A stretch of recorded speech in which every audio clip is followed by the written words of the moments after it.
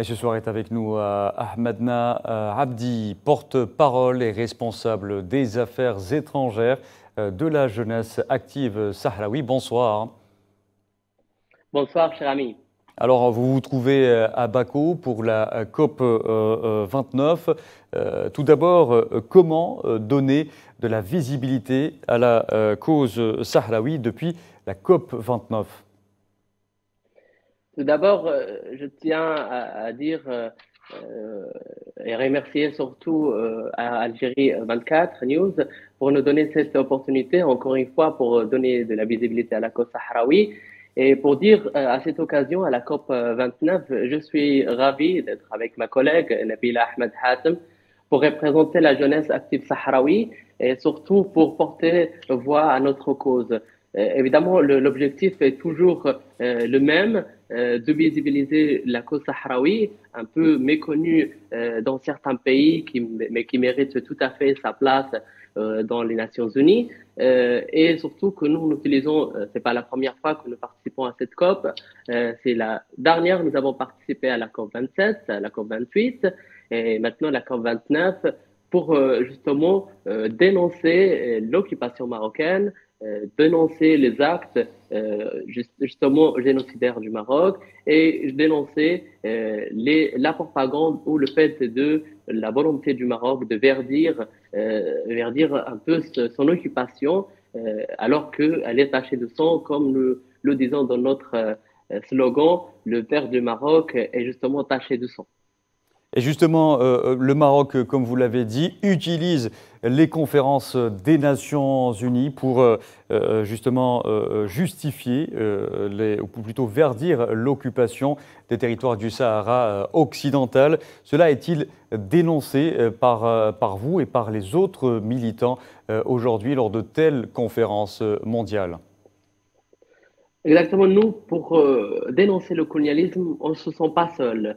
Nous sommes bien ravis d'avoir beaucoup de nos amis et de partout dans le monde pour mener avec nous cette action dénoncer le colonialisme.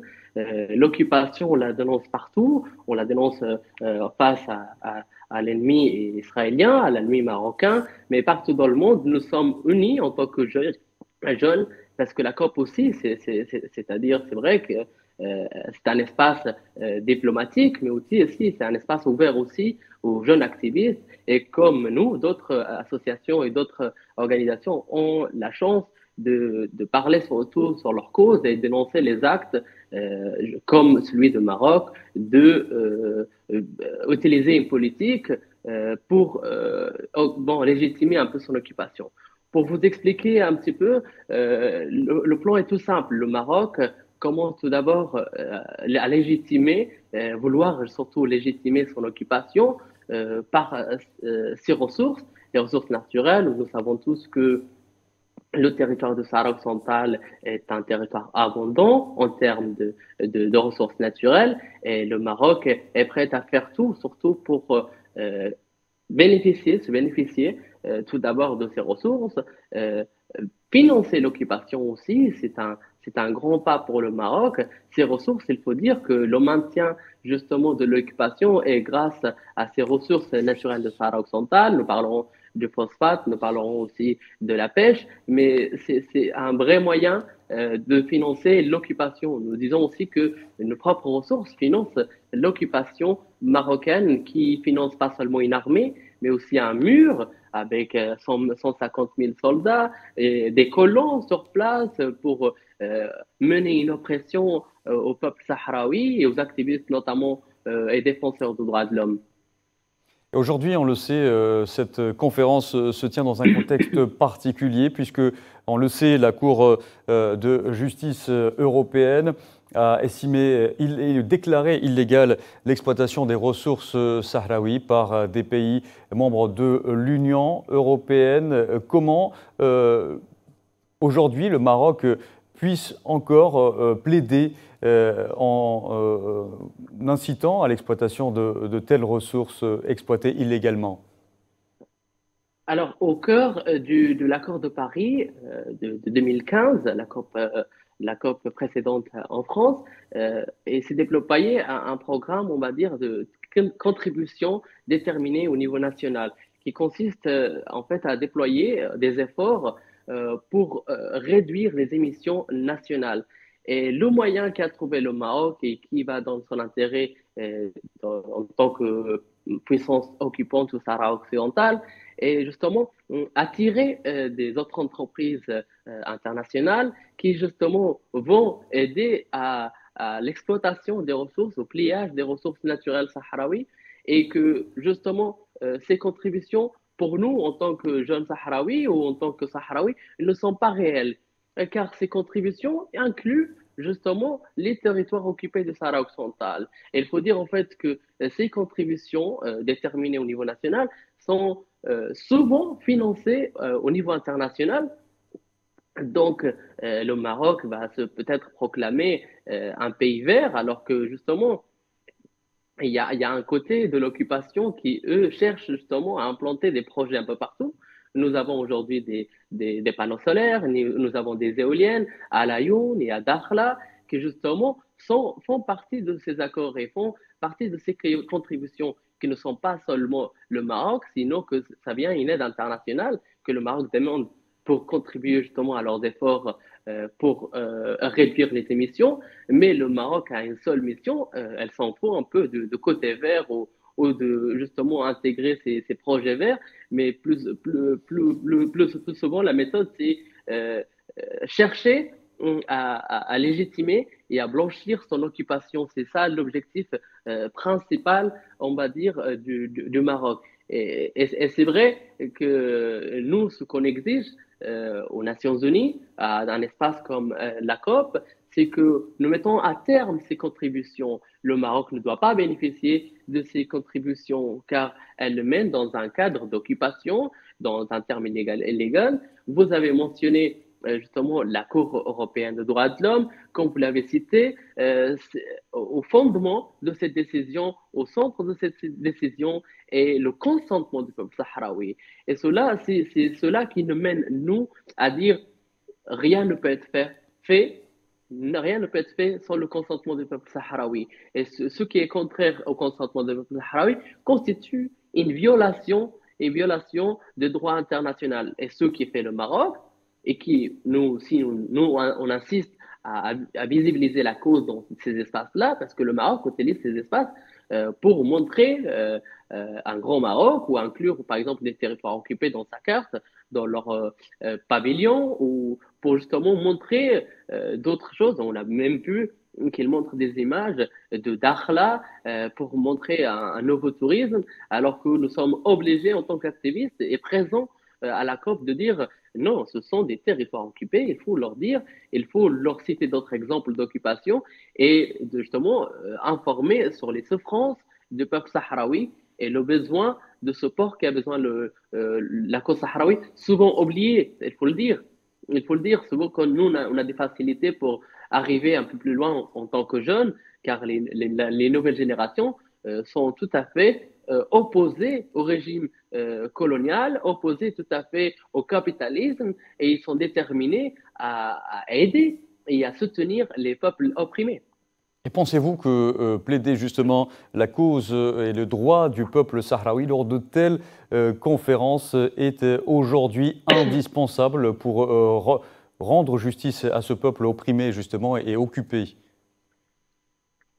Pour nous, et le centre de nos revendications, aussi, se trouve une chose, c'est exiger un espace pour les Sahraouis. C'est-à-dire un espace qui donne en fait la voix aux Sahraouis, que leur voix soit écoutée, qu'elle soit respectée et surtout écouter de première main les souffrances du peuple sahraoui. Car aujourd'hui, c'est vrai que l'espace des Nations Unies, l'espace bleu à la COP, est souvent utilisé pour mener, et c'est une cause que nous partageons, c'est la cause climatique. Nous sommes tout à fait dans la même ligne pour défendre l'intérêt commun et réduire la pollution et les émissions d'effet de serre dans notre planète. Mais la COP est quelque chose de plus. La COP nous donne une force au peuple et aux activistes car nous sommes réunis une fois par an pour lutter contre tous ces termes et que nous avons la facilité parce qu'on partage beaucoup de choses. même pour les indigènes, pour les sociétés locales qui se trouvent un peu partout, que ce soit au Brésil, en Colombie, en Équateur, ou même en Australie. Et nous menons un même combat, c'est dénoncer une puissance coloniale ou ex-puissance coloniale et surtout réclamer nos droits. Les puissances occidentales ne sont pas habituées que les peuples demandent leurs droits et je pense que les Nations Unies a l'obligation de donner un espace à ces Sahraouis, à nous les Sahraouis, pour justement défendre notre cause et être en égalité d'armes face à une occupation qui se renforce grâce souvent ou très souvent à nos ressources naturelles. Et Ahmadna Abdi, comme vous l'avez dit auparavant, le peuple sahraoui n'a pas été consulté dans cette exploitation de ses ressources qui lui appartiennent. Aujourd'hui, est-ce que tout d'abord, vous avez répertorié les entreprises qui pillent illégalement ces richesses et est-ce qu'elles sont pointées du doigt lors d'une telle conférence à Bakou? C'est tout à fait fait avec ma collègue Nabila. Nous sommes menés à, parce que la COP est aussi un espace où malheureusement des puissants de l'industrie pétrolière ou du gaz, des entreprises sont présents aussi, ce qui est un peu contradictoire, mais nous avons même trouvé des entreprises qui se trouvent au Sahara occidental et qui ont malheureusement en leur place même pour sponsoriser une COP, comme a été le cas de Siemens Gamesa.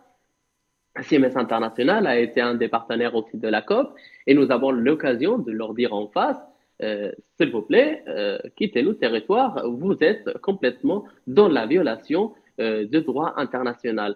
Et ils ne sont pas les seuls, parce que c'est vrai que le 30% des entreprises qui se trouvent à ce jour au Sahara occidental sont espagnoles, malheureusement, et qu'il y a une grande responsabilité de la part du gouvernement et l'État espagnol pour justement ne pas contribuer à cette occupation car ils ne les aident en rien et que l'Espagne est toujours considérée en tant que puissance administrante.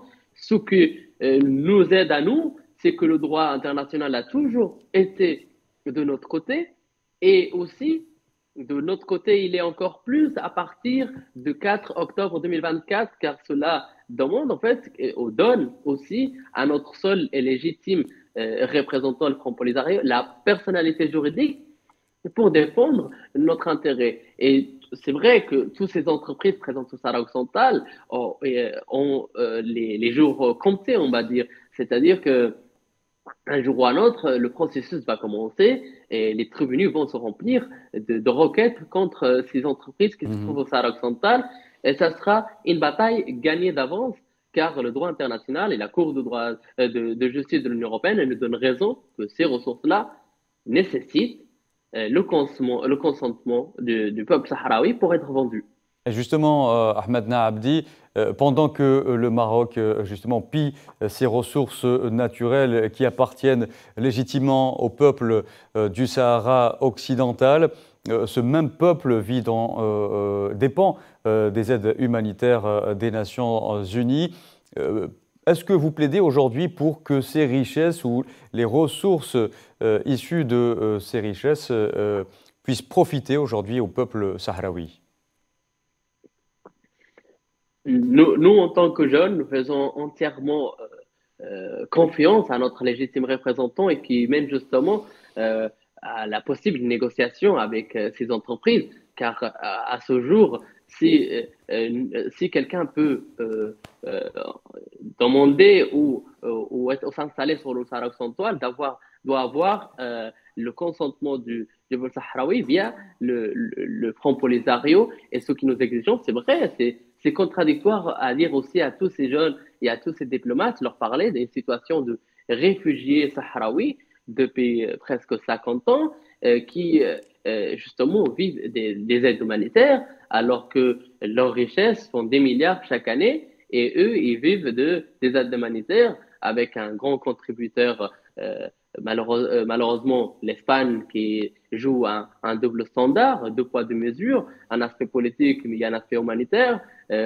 Tout à fait contradictoire, mais Dieu merci aussi, l'Algérie est là pour contribuer à l'aide humanitaire et que nous trouvons aussi sur leur territoire de l'Algérie et nous profitons pleinement d'une vie, mais que malheureusement le seul souci, c'est que les aides humanitaires ont cessé aussi d'être accessibles au peuple sahraoui et que on a de plus en plus besoin et que malheureusement nous venons à voir que nos richesses, nos propres richesses, contribuent à une économie forte qui fait Oui. seulement déployer ses forces politiquement.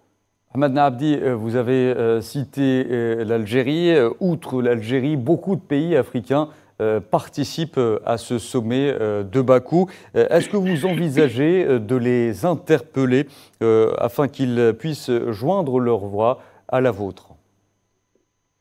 Alors, j'ai eu le plaisir de rencontrer aujourd'hui le président de la Mauritanie en tant que pays voisin justement du Sahara occidental. Et c'est vrai que ça nous facilite la tâche de dire à nous, d'expliquer aux autres personnes à la COP le conflit en disant que vous voyez, il y a deux pays voisins au Sahara occidental, l'Algérie et la Mauritanie, qui reconnaissent pleinement la République arabe sahraoui démocratique et qu'ils ont justement des frontières bien fixes avec un territoire qui n'est pas le Maroc, mais il est bien le Sahara occidental. Mais nous avons aussi le plaisir de rencontrer des États comme la Namibie, comme l'Afrique du Sud, où les délégations sont pleinement engagées avec notre cause et qui nous invitent dans toutes les réunions pour parler de notre cause. Mais en Amérique latine aussi,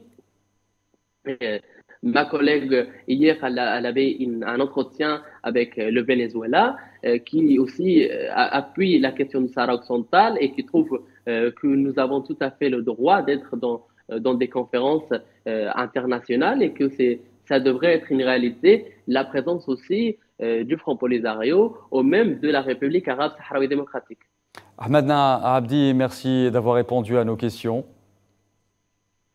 Merci à vous. Merci. Je rappelle à nos téléspectateurs que vous êtes porte-parole et responsable des affaires étrangères de la jeunesse active sahraoui.